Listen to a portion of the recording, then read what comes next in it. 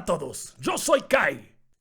Y yo soy Jim. Y les damos la bienvenida de regreso a El Laberinto, donde queremos ayudarlos a contar mejor sus historias. Y hoy tenemos un episodio muy especial. Uno que no podríamos hacer sin ustedes. El primer especial de preguntas y respuestas. Durante las últimas semanas les pedimos que compartieran dudas o preguntas que tienen sobre cómo escribir su historia. Y gracias a todos ustedes que participaron, hoy hemos preparado un episodio con 4 temas diferentes.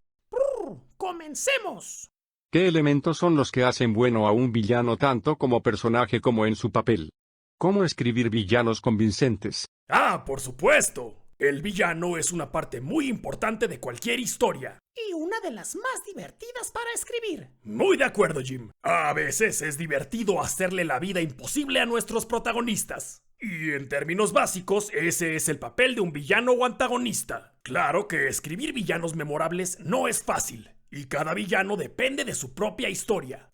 Pero existen ciertos parámetros que ayudarán a definirlo. Así es, Jim. Hay muchos tipos de villanos, personajes tan complejos que incluso podrían hacernos dudar de su papel como villano. Y de la misma manera, hay villanos con motivaciones sencillas. Y ambos son válidos, y ambos pueden ser memorables. Nada más es cuestión de estar seguros de qué tipo de villano es el correcto para nuestra historia. El primer y más importante principio a considerar a la hora de crear a tu villano es reconocer que villano es poco más que una etiqueta descriptiva.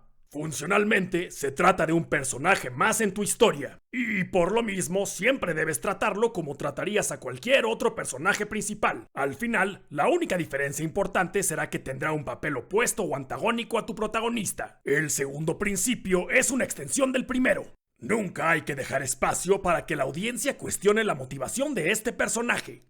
¿Pero qué quiere decir eso, Kai?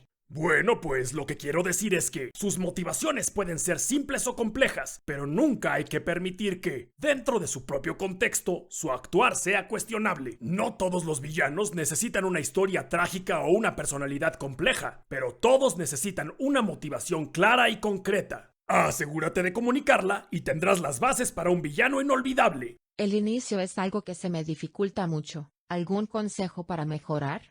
Este es un tema importante. El inicio de la historia es la bienvenida que le darás a tu audiencia en tu mundo y una parte clave para asegurar que quieran quedarse. En términos simples, eso es lo único que tu comienzo debe de cumplir. Claro que esto es un reto, pues por su naturaleza, el comienzo puede tomar muchísimas formas, como por ejemplo podría tomar lugar cronológicamente durante el primer golpe narrativo de tu historia. O puede ser un vistazo al futuro, o al pasado distante. O incluso podría ser el punto de vista de tu villano. Las posibilidades son infinitas, y eso es lo que lo hace tan retador, pero también tan divertido. Lo único que no puede ser es aburrido. Estoy de acuerdo, Jim. Para asegurar que el primer vistazo que recibamos de tu historia sea suficiente para mantener nuestra atención, debes intentar que éste presente por lo menos uno de estos 4 elementos. Un mundo nuevo, un conflicto interesante, un concepto original o una pregunta que requiera una respuesta. Y si puedes lograr los 4, mucho mejor. Sin importar cómo decidas enmarcar tu comienzo, considerar estos aspectos será una gran ayuda para mantener la atención de tu audiencia, por lo menos durante el primer acto. Tengo la duda de qué tanto se puede revelar de un personaje o historia para hacerlo interesante sin hacer spoiler de todo. Pues en el siguiente episodio hablaremos de lo que en inglés llamamos pacing, y entonces cubriremos un poco más este tema tan interesante. ¡Ay, Kai! Pero no los dejes con la duda. Tienes toda la razón, Jim. Y de hecho creo que tengo un buen consejo. Primero intenta visualizar tu historia como un mapa en blanco. Y mientras la audiencia explora, este mapa poco a poco se va revelando. Algo así como jugar Age of Empires. ¡Ja!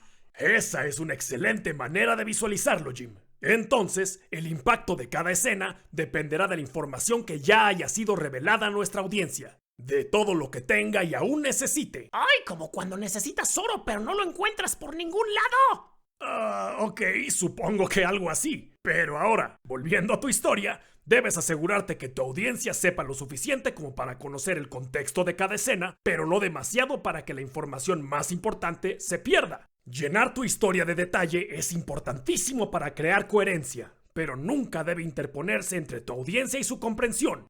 ¡Wololo! Y como les decía, la escritura y los libros son para ñoños. Digo, ¿qué? ¿Tienes algún tip para escribir guiones cortos? A veces me preocupo que intentaré meter demasiado en el tiempo asignado. Cuando nos encontramos con problemas con la longitud de una historia, la primera pregunta que debemos hacernos es la siguiente. ¿Estamos contándola en el medio correcto o no? Y esta puede ser una pregunta difícil. Estoy de acuerdo, Jim. Ninguna historia pertenece exclusivamente a un medio específico, pero ciertamente existen medios narrativos más apropiados para ciertas historias. Entonces, si por ejemplo elegimos un corto animado para contar nuestra historia y descubrimos que esta es demasiado larga para ese medio, será buena idea reconsiderar ambos el medio y la historia. Porque el medio no siempre es el problema. Todos los escritores somos culpables de un pecado: agregar escenas y elementos narrativos que no sirven a la historia, o que, por lo menos, podrían economizarse.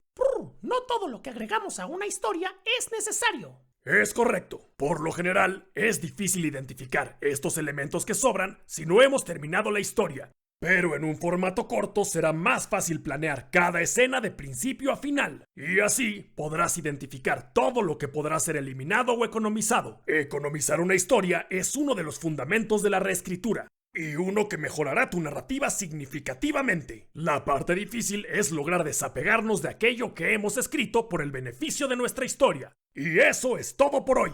En verdad queremos agradecerles de nuevo a todos por mandar sus preguntas. No dejen de enviarnos sus dudas por redes sociales o en los comentarios de nuestros videos. Como siempre decimos, aquí en El Laberinto queremos ayudarlos a contar mejor sus historias. Pero por ahora, nos despedimos. Yo soy Kai.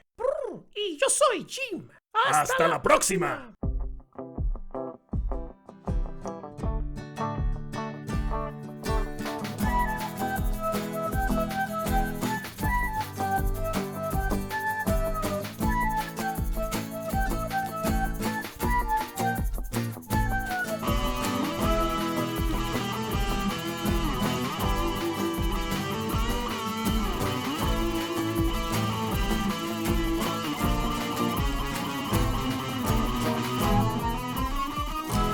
¡Ay! No se olviden de seguirnos en nuestras redes sociales.